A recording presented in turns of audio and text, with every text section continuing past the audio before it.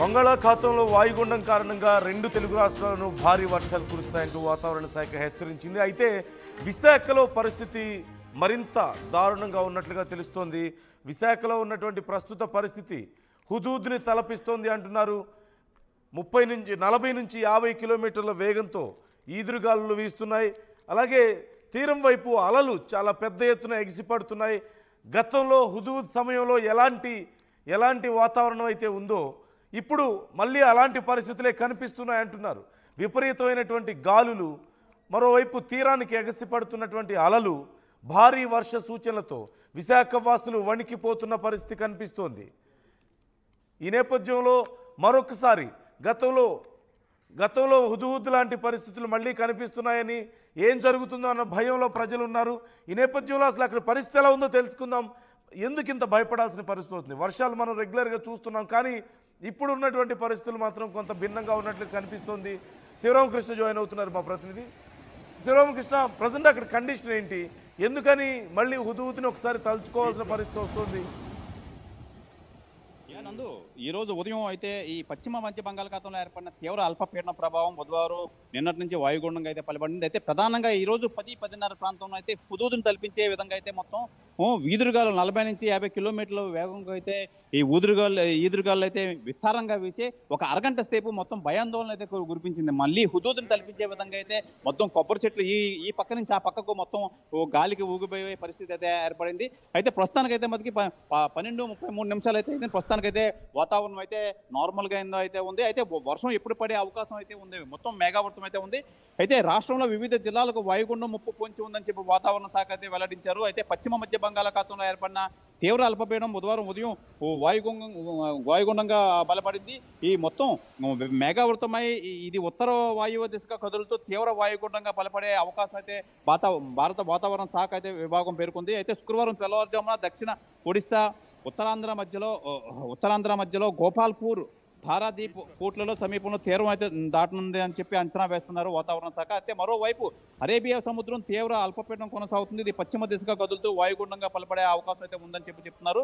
అయితే బంగాళాఖాతంలో బలపడిన వాయుగుండం ప్రభావంతో గురువారం రాష్ట్రంలో వివిధ ప్రాంతాల్లో అయితే విస్తారంగా వర్షాలు కురుస్తాయని చెప్పి అమరావతి వాతావరణ కేంద్రం రాష్ట్ర విపత్తుల నిర్వహణ సంస్థ అంచనా అయితే వేస్తున్నాయి. అయితే శ్రీకాకుళం, విజయనగరం, పార్వతీపురం, మన్యం, విశాఖపట్నం, అనకాపల్లి జిల్లా, అల్లూరు సీతారామరాజు, కాకినాడ, తూర్పుగోదావరి, అంబేద్కర్ కోనసీమ జిల్లాల భారీ నుంచి అతి భారీ వర్షాలు అయితే కురుస్తాయి. ఏలూరు, పశ్చిమ గోదావరి, కృష్ణా, ఎన్టీఆర్, గుంటూరు, బాపట్ల, పల్నాడు, ప్రకాశం జిల్లాలో అయితే భారీ వర్షాలు కురిసే అవకాశం ఉందని చెప్పి అయితే వాతావరణ శాఖ అయితే తెలిపారు.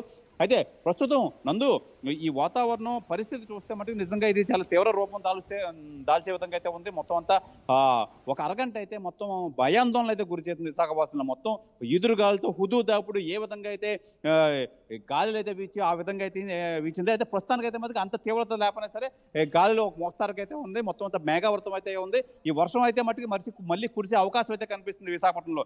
ఏదేమైనా లోతట్టు ప్రాంతాల్లో అందరూ అప్రమత్తం చేశారు. రెవెన్యూ శాఖ, కలెక్టరేట్లో అయితే మటుకు కంట్రోల్ రూమ్ అన్ని ఏర్పాటు చేయడానికి సంసిద్ధంగా ఉన్నారు. అయితే డిజాస్టర్ మేనేజ్మెంట్ హోంశాఖ మంత్రి అనితే మొత్తం అధికారులందరికీ ఆదేశాలు ఇచ్చారు. ఈ వాతావరణ మార్పుల నేపథ్యంలో మొత్తం అందరూ అప్రమత్తంగా ఉండాలి. లోతట్టు ప్రాంతాల్లో ఉన్న వాళ్ళందరినీ సురక్షిత ప్రాంతాలకైతే తరలించాలని చెప్పి అధికారులకైతే సూచన చేశారు. అధికారులంతా అప్రమత్తంగా అయితే ఉన్నారు. మొత్తానికైతే వాతావరణం అయితే మటుకి ఏ నిమిషాన్ని వర్షం ఏ విధంగా పడుతుందని చెప్పి అంతా విశాఖ వాసులు అయితే భయాందోళనలో ఉన్నారు. నందు, అయితే అంటే వాయుగుండం కారణంగా ఇప్పటికే తీర ప్రాంతంలో ఉన్న వాళ్ళందరూ జాగ్రత్తగా ఉండాలంటూ వాతావరణ శాఖ హెచ్చరికలు జారీ చేస్తుంది. ఈ నేపథ్యంలో అసలు అక్కడ బీచ్ పరిసర ప్రాంతాల్లో తీరం వెంబడి ప్రస్తుతం కండిషన్ ఎలా ఉంది? మత్స్యకారులకు ఎలాంటి అలర్ట్స్ జారీ చేస్తున్నారు? 3వ నంబర్ హెచ్చరిక జారీ చేశారంటూ కూడా తెలుస్తోంది కదా?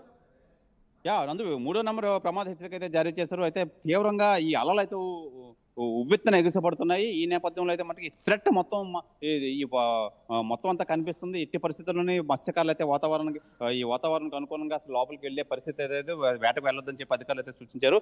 అయితే దీని థ్రెట్ మొత్తం అంతా విశాఖ సముద్రం అంతా అల్లకొల్లోలంగా మారి మొత్తం ఏ నిమిషానికి మళ్ళీ వర్షం ఏ విధంగా పడుతుందో, ఏ ఈదురుగాలుల ప్రభావం మళ్ళీ తీవ్ర రూపం దాలుస్తుందని చెప్పినట్టుగా ఇక్కడైతే వాతావరణం అయితే ఉంది. ఏదైనా అధికారులు అయితే మట్టికి మొత్తం అంతగా సంసిద్ధంగా ఉన్నాం. ఎట్టి పరిస్థితుల్లో ఏ పరిస్థితుల్లో ఏ విపత్తి వచ్చినా మేము ఎదుర్కోవడానికి సంసిద్ధంగా ఉన్నామని చెప్పి రెవెన్యూ అధికారులు కానీ, డిజాస్టర్ మేనేజ్మెంట్ అధికారులు కానీ మొత్తం అంతా సంసిద్ధంగా ఉన్నారని చెప్పి అయితే తెలియజేస్తున్నారు. నందు, రైట్.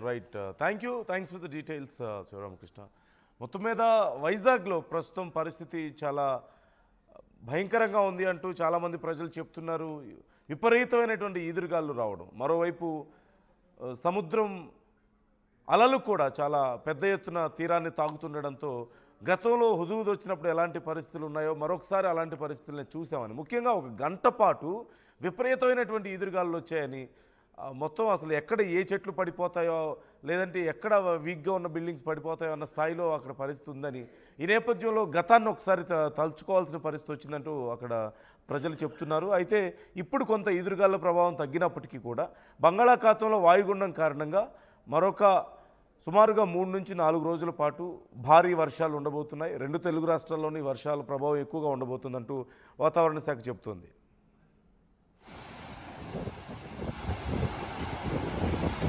పిల్ల అవ్వలేదు కాబట్టి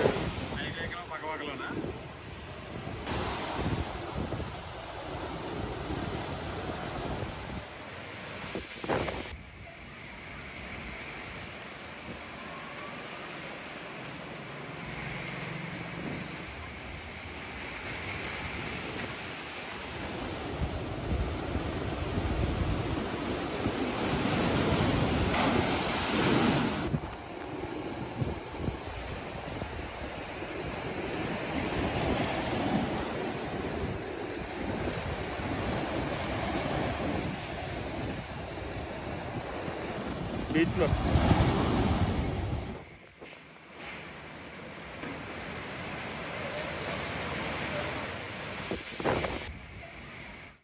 అందరికీ దసరా శుభాకాంక్షలు. వేగా జ్యువెలర్స్, వెళ్ళలేని వైభోగం, తరుగులేని నమ్మకం. ఆంధ్రప్రదేశ్, తెలంగాణ, USA.